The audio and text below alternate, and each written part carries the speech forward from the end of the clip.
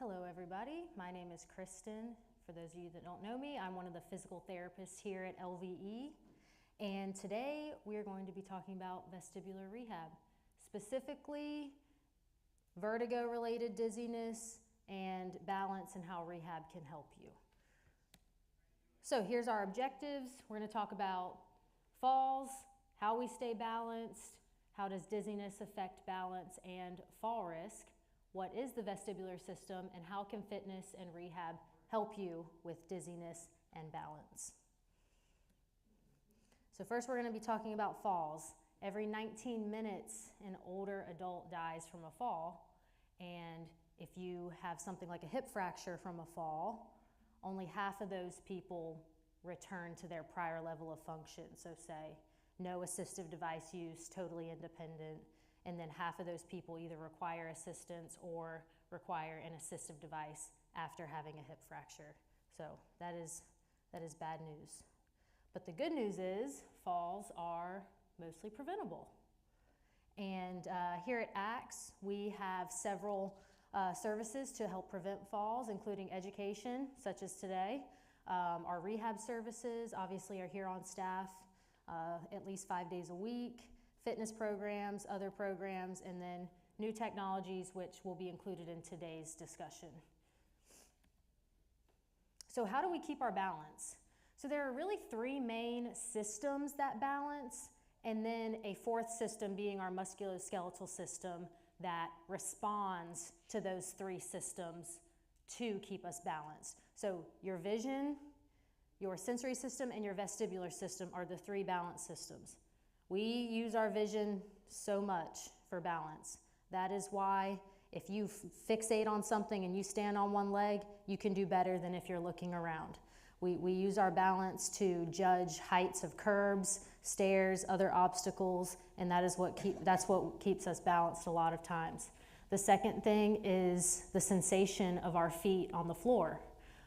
If any of you have neuropathy, you know that your balance is probably not as good as it used to be, because your sensation and perception of the surface that you're standing on is either delayed or not as good as it used to be. So if the vision or the sensory system are lacking, the third system that you have to rely on is your vestibular system. And we'll be talking more about what that is and how it works later on in the presentation, but essentially that is a system that works very close with the brain to sense where your body is in space and detect acceleration and movements of the head and body and prevent falls. Again, like I said before, your musculoskeletal system responds to all three of those systems, allowing us to have the strength to stay balanced. So more facts about balance is a skill just like anything else. I always tell people it's like learning to shoot a free throw in basketball. You have to do it 10,000 perfect reps for that movement to become automatic. So balance is really something we should be training every day. It gets better when it is challenged. Balance cannot be too challenging and it can't be too easy. If it's too hard and you're falling over every time, your brain is not learning, because you're only giving it errors. So balance has to be appropriately challenged, and that's why if you're lacking balance, you need to come have a therapist assess you and take you through appropriately challenging balancing tasks. Again, strong legs and ankles are important for balance. That's that musculoskeletal system. And then there's just some ideas for exercises that are good for balance: yoga, tai chi, and then of course an individualized program that you could get from one of our rehab staff, a balance class, or if you were going to work with Melissa or Emily for personal training. Now here's some facts about dizziness, because this presentation is not just about balance, it's going to focus more on dizziness and how dizziness can affect your balance. So dizziness is the most common reason for older adults to go to the doctor. And more than half of the population that has dizziness is related to the vestibular system. So you can have dizziness that's related to like blood pressure issues, like lightheadedness, stuff like that. that's something that would be ruled out. That is not a vestibular issue. Most issues are related to the vestibular system. And that can include anything from just feeling off balance, having vertigo, vision problems is related to that. And medications is a big cause of dizziness. Dizziness is a side effect of a lot of medications. So if you're on a new medication and you notice you're dizzy, you need to talk to your doctor first and see if that could be a reason and if there needs to be a change there. Once you have an episode of dizziness or anything related to the vestibular system, you are more likely to have it again, and your probability increases as you age.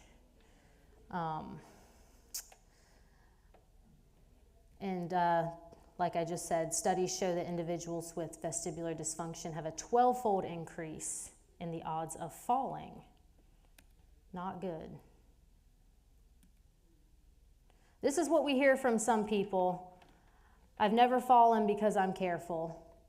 You know, sometimes being careful means you're really just limiting yourself. And are you being careful because you feel off balance all the time or dizzy all the time? Maybe, maybe not. You may have heard it's because you're getting older.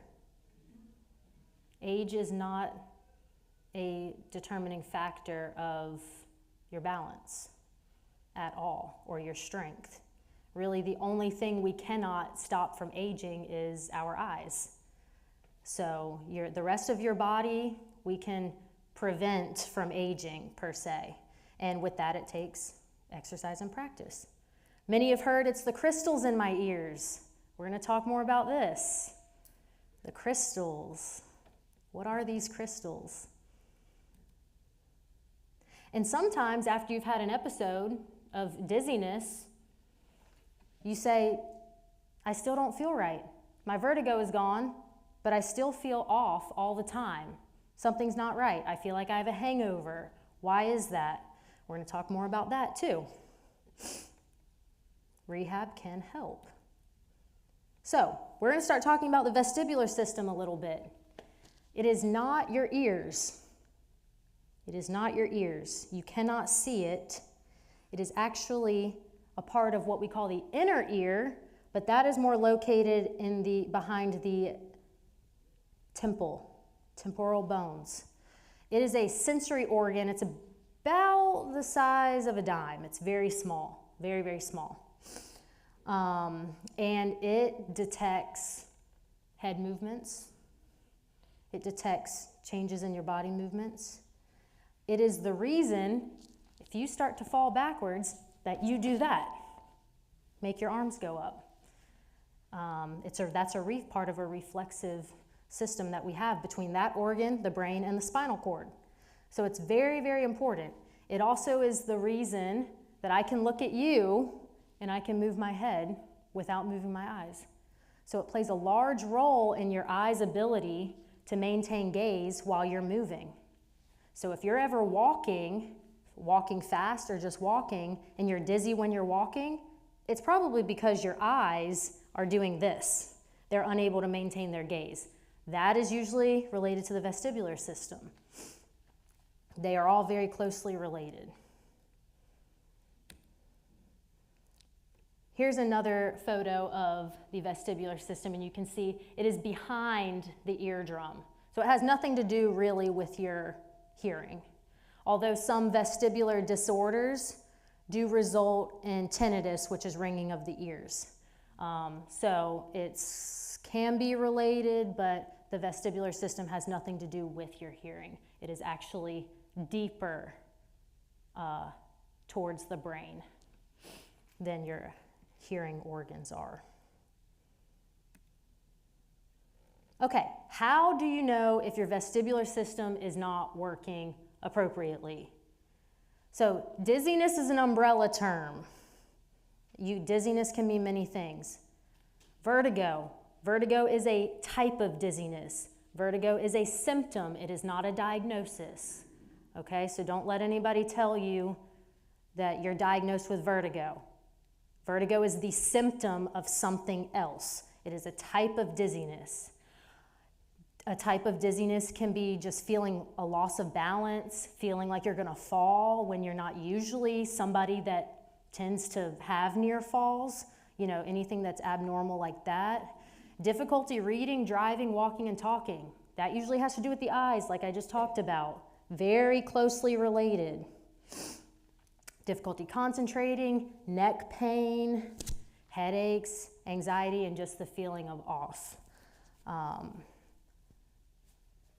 We'll talk more about that later. Okay, here's more about those crystals. So further slides down, we're going to be talking about what BPPV is. It stands for benign paroxysmal positional vertigo. Don't worry about it yet, but that acronym is going to be on this slide. So that BPPV, which is it's the diagnosis for most people that have acute vertigo. You get out of bed and whoa, the room is spinning, and then it stops. You lie down, whoa, the room is spinning, then it stops. That is what that is. That is the most common cause of vertigo, is this BPPV. It can cause a lot of nausea and vomiting because you feel like you're on a ride. And it can cause falls. If all of a sudden you get up and you think you're spinning, you could just go over. A lot of people say, I don't even know what happened. I just got up and then I fell to the right. The good news, it is curable. And us therapists here can cure it. The best news is that usually it can be cured in 1 to 2 sessions, I'd say. And then with a home program for you to then learn how to manage yourself, which this is excellent. All right, now I'm going to show y'all a video. Whoops. I'm going to show y'all a little video that explains what BPPV is. Benign paroxysmal positional vertigo, also known as BPPV, is one of the most common causes of dizziness. There are 2 types of balance organs in the inner ear, the semicircular canals and the otolith organs. The otolith organs contain crystals of calcium carbonate, which are constantly being shed, dissolved, and replaced by new ones. If too many crystals fall off at one time, and the patient looks up or lies down before they dissolve, they can fall into one of the semicircular canals. When the patient rises, they don't fall out, they fall in and become trapped in the canal.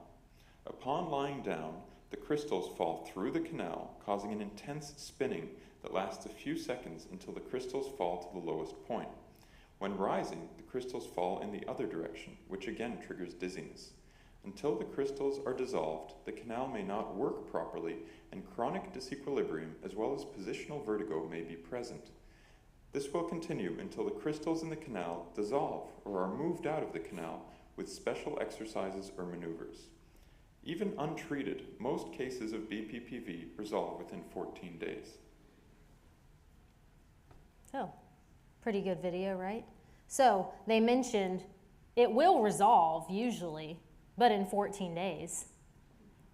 And then, after that, you're going to have what we call a vestibular hangover, which is where you feel terrible, you probably have a headache, you're probably nauseous, and you're just really off balance.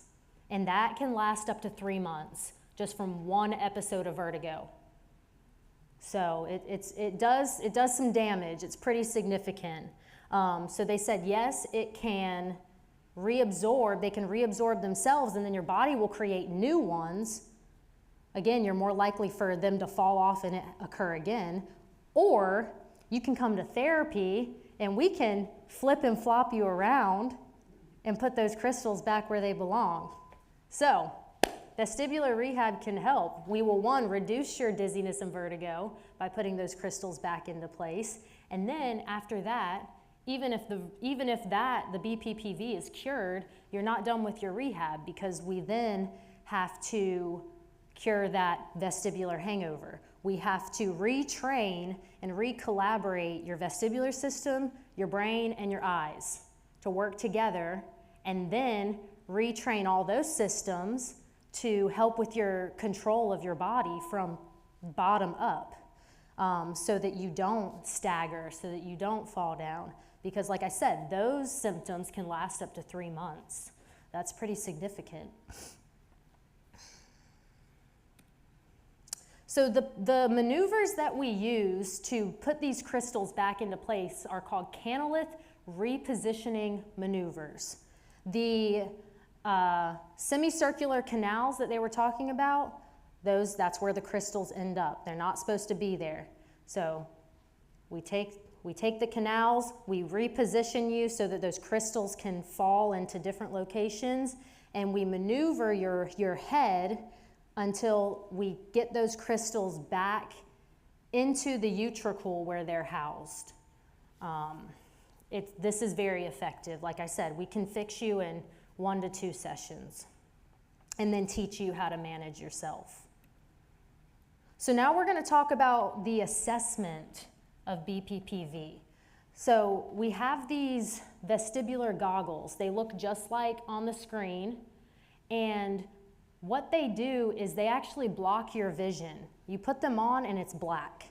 Can't see anything.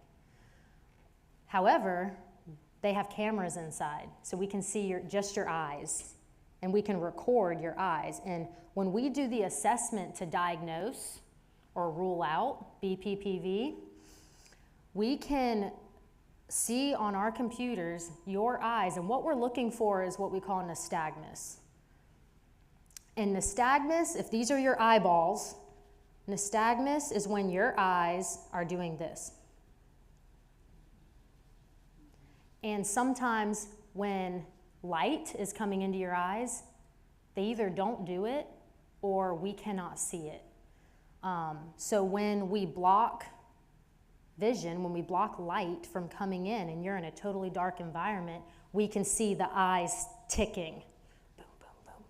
And that nystagmus actually helps us to diagnose which side is affected, because it's usually just one side, right or left, and which canal those crystals are stuck in, because there are 3 different canals. There's a posterior, an anterior, and horizontal canals. So if we can see what your eyes are doing, it's super easy to diagnose. So we're gonna hopefully start using these more often and get some really good data and diagnoses on these. This is what the eyes look like sometimes. It's gonna start up again. Boom, boom, boom, boom, boom, boom, boom. And depending on what canal is affected, they might kind of have a twisting motion, or they might just have a lateral motion. It's very interesting. And usually when the eyes are doing that is when you're spinning. You're like, whoa, the room is spinning. I just talked about all of this, and the nystagmus and the light and everything. So,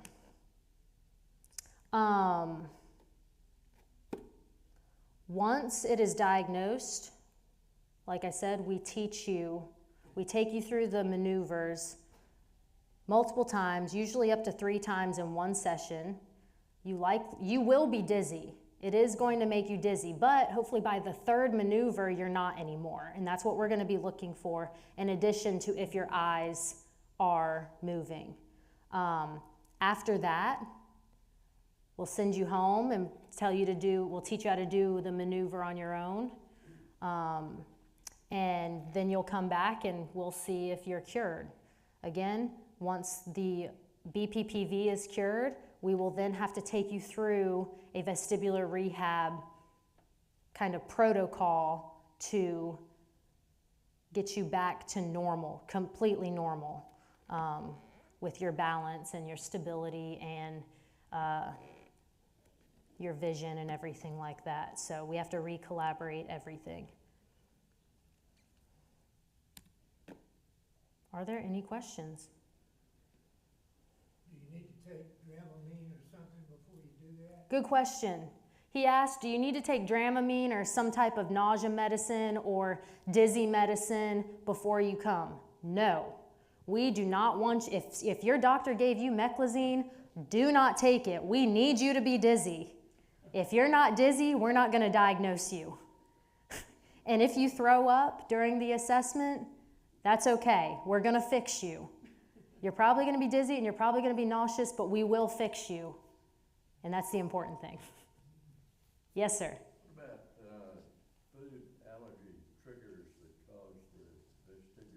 Good question. Good question. He asked about food allergies that trigger vestibular dysfunction. So today we discussed mostly BPPV. When somebody comes in with dizziness, we're going to do a full vestibular exam. We're going to do an oculomotor exam of your eyes, and then we're going to rule out everything else. BPPV is the easiest one to assess for, so you will be assessed for that. If that is not it, then we have to go into, is this where one side is not working and the other side is? Are both sides not working? Is this related to tension in the neck or migraines? Is it related to food sensitivity or motion sensitivity? Or is this a central problem, something in the brain? So we're going to go through a full exam after we rule in or rule out BPPV.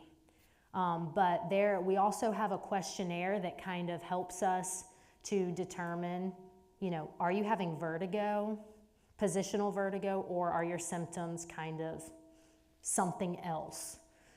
So we'll have you fill out that questionnaire, and that will help us to determine, is this BPPV or is this something else? Good question. Grace. What is the purpose of these crystals? Are they going to keep moving around? Good question. So the crystals are usually adhered to, say, like a gel, some type of sticky substance. And what happens is when you turn your head, that vestibular system is sending information to your brain that your head is turning and how fast it's turning. So it's very important for being able to remain stable while you turn your head. So anybody who's come to my therapy sessions, you do a lot of head turns and standing on the foam surface and this and that. That is training your vestibular system. So they're very important, but if they do get dislodged and they get into those canals where they're floating in fluid, then it gives a false sense of movement. So your brain thinks you're doing this or this, but you're actually not. Good question. We'll go over here. You've raised your hand first. What if you know your problem is not the crystals, but it's because the nerve in your ear has died? And so... Yeah, so if that's, she asked if the nerve in your ear has died, what do we do then? So we use different strategies. So that usually, when you come to rehab, we're going to look, do we need to do a restorative approach? Are we restoring a function that has been lost or diminished? Or do we need to compensate?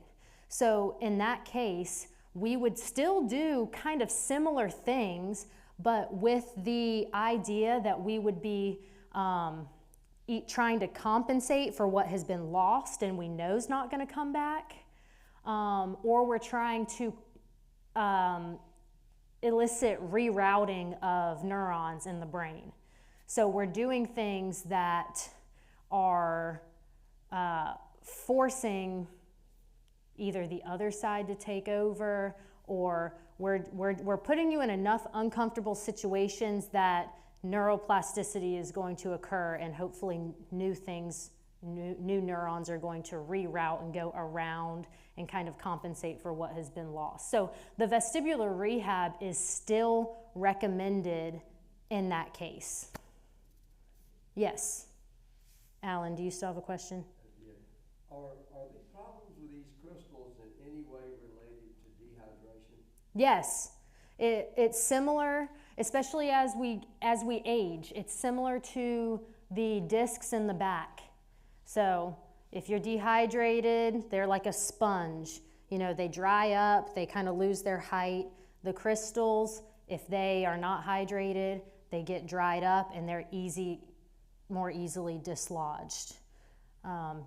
Yes, so hydration is important. We also talk about hydration if you come to vestibular rehab.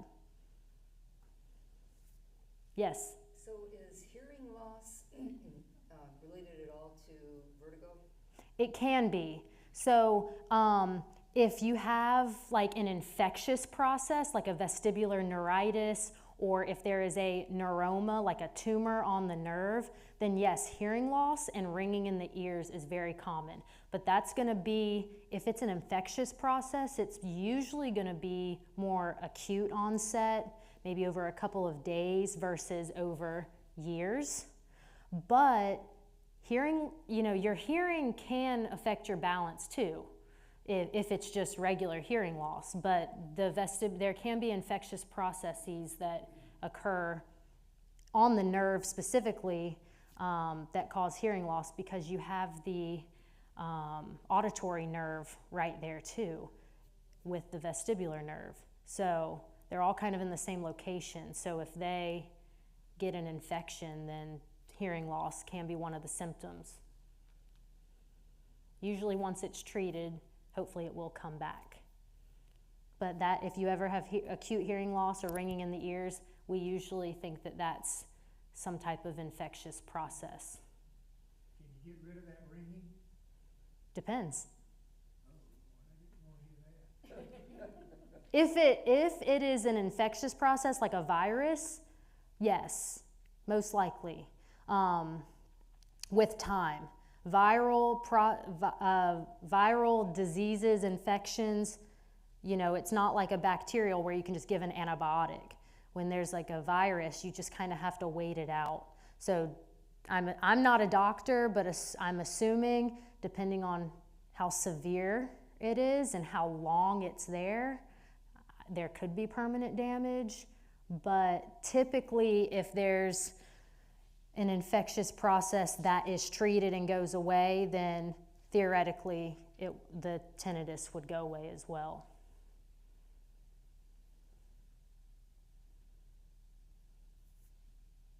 I have one. Yes. I know there's a huge difference, I guess, between just lightheadedness and the vertigo, because I've had both. Yes, so we would rule out like orthostatic hypotension, where your blood pressure is dropping. Because some people come in and they really cannot tell. They cannot describe their dizziness. So then we're kind of stuck trying to rule everything out until we rule something in. So yeah, if you have vertigo, then the room is spinning. I mean, it is just spinning like you're on a ride. But if you're lightheaded, then you're, like lightheadedness, you're going to feel like, whoa, I'm dizzy. If I don't sit down, I feel like I'm going to pass out type of thing. So My eyes help. yes, that could be something other than lightheadedness. It could still be vestibular. Some people come in and describe they have head fullness. Their head just feels full. They can't really, it's hard to tell. Their head feels full. Something feels funny in their head. So that's, something that we kind of have to go through the whole assessment and rule things out until we really try to figure out what it is. And if we can't figure it out, then we either refer you to neurology if that is necessary, or we go through vestibular rehab and see what works. Mm-hmm. Yes, Lynn. Kristen, if you have had problems with vertigo in the past, or you're not currently having, is still a good idea to be evaluated? If you feel like you're off balance or unsteady, or sometimes you're just walking around and you just don't feel right, then yeah.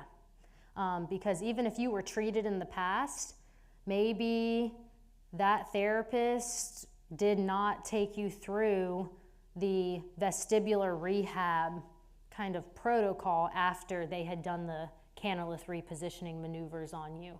So if you still feel like something's not right, then yeah, it wouldn't hurt.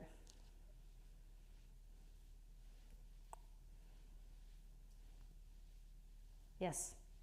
If you had multiple occurrences of swimmer's ear as a child, are you more susceptible to it, vertigo, or any of this as an adult? Probably not necessarily BPPV.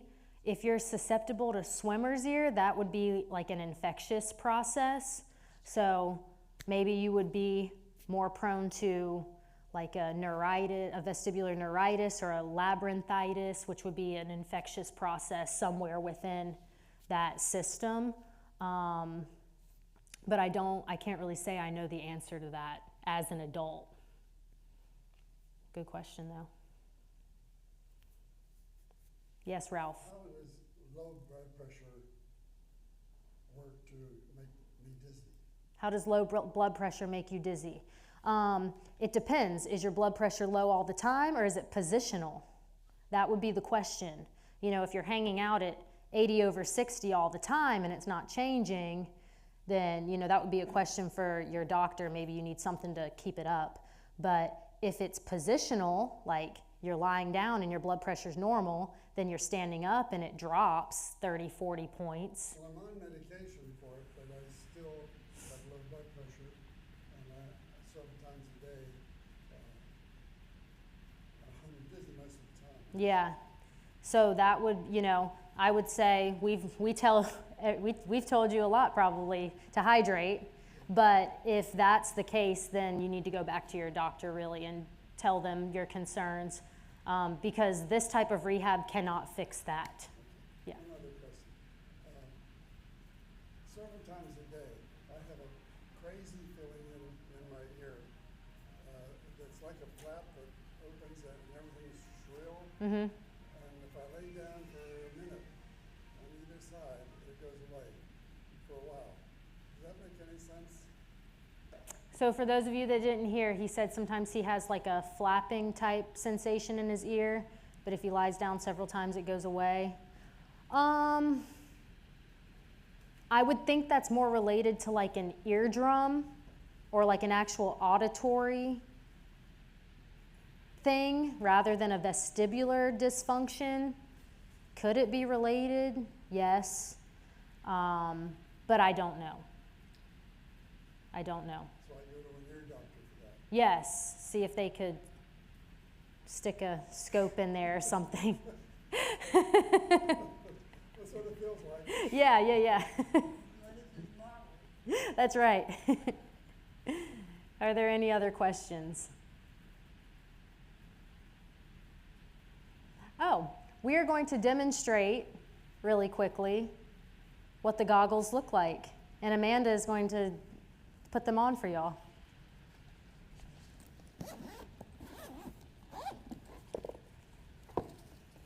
You just have to put them on because we couldn't get it working. All right, this is what it looks like, and it connects to my computer. There's little cameras inside. You probably can't see, but there's little cameras. Once you put these on, you won't be able to see a thing. It actually might be kind of nice. Nice little nap.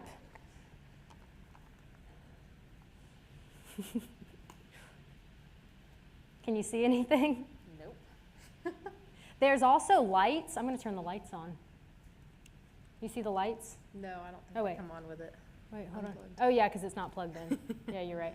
Okay, well, there's also lights on the inside. So if I do need to see your eyes with lights on them, there's little lights that I can turn on individually on each side. So that's pretty cool. And then I can record it, and then I can show you. We can put it in slow motion. I can show you what your eyes are doing. It's really neat. You can take them off now. Yeah, it's pitch black. Yeah, it's pitch black in there. It's really neat, actually. Thank you, Amanda. That was lovely. You guys are welcome to come up and look at these when we're done. Yes, ma'am. I'm just curious, people that are prone to vertigo, should they avoid like the 3D goggles, you know, the goggles that, you know, PlayStation goggles or things like that? Good question. So not necessarily. So that is more of a motion sickness type of thing. And people that have motion sickness, you know, we still see for vestibular rehab. And what we have to do for those people is we have to habituate you. So we basically have to expose you to that stimulus until it no longer makes you dizzy, which is really fun. But if that's a trigger, then yes, you would want to avoid it until you were to come get some vestibular rehab and retrain all those systems to tolerate that. Because if you're, I don't know if you've ever been car sick or anything, I mean, it just makes you nauseous, feel bad, and you're gonna feel bad pretty much the rest of the day. So Yes, but vestibular rehab is warranted for those type of people.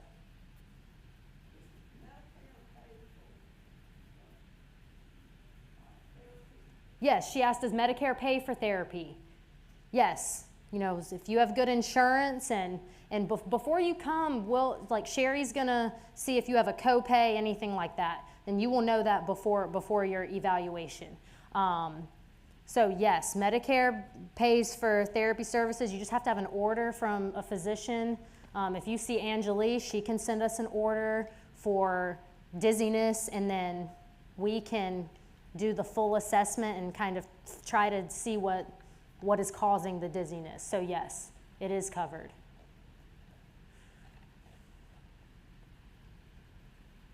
Are there any other questions? I have another one. Yes, ma'am. What about flickering lights when they're about to go out, the light bulb and makes me sick? Yeah, so that's like another, she said flickering lights makes her feel sick. That's another type of like motion sensitivity, typically. But, you know, with that, we kind of have to retrain the eyes to better adjust to that type of stuff. Otherwise, we just would tell you to avoid that. Avoid looking at it, yeah. I just have to leave the room. Yeah. Yeah, but that's more of like a motion sensitivity, which again, we do treat because that does fall under the realm of vestibular rehab, is motion sensitivity. So we just have to figure out what is the cause of it. So, yes, ma'am. I've had, rehab for 4 months, you don't have 4 years now, Mm-hmm. but I still have problems. Should I keep doing the exercises that they gave me, and maybe after a while I quit doing them and just not start therapy again? I would say if it's been 4 months, No, 4 years. oh, sorry, if it's been 4 years, I would say go ahead and come back so that we can get fresh data and, you know, a new assessment and kind of figure out why you're not totally yourself. And then we could start you on a new program, get you on a home program that then you would start again, because we don't know at this point if those exercises are still appropriate for you. What was the question? Sorry, she said that she did therapy 4 years ago and she feels like she's kind of off at this point. Should she start back the exercises we had given her 4 years ago?